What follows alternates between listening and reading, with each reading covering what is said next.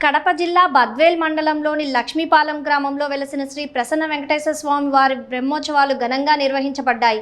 బ్రహ్మోత్సవాల చివరి రోజు సందర్భంగా స్వామివారిని రంగనాయకుల అలంకారంలో పూలంగి సేవతో అలంకరించి భక్తులకు దర్శనమిచ్చారు. ఈ కార్యక్రమాన్ని ఉభయదాతల మెట్టా వెంకటరమణయ్య కుటుంబ సభ్యులు నిర్వహించారు.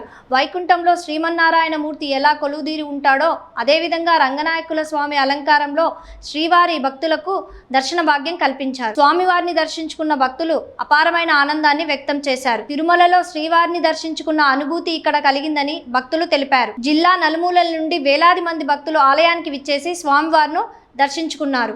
భక్తులకు ఎలాంటి ఇబ్బందులు కలగకుండా ఆలయ కమిటీ ప్రత్యేక ఏర్పాట్లు చేసింది. దర్శనం అనంతరం భక్తులకు ఆలయ కమిటీ వారు తీర్థ ప్రసాదాలు అందజేశారు.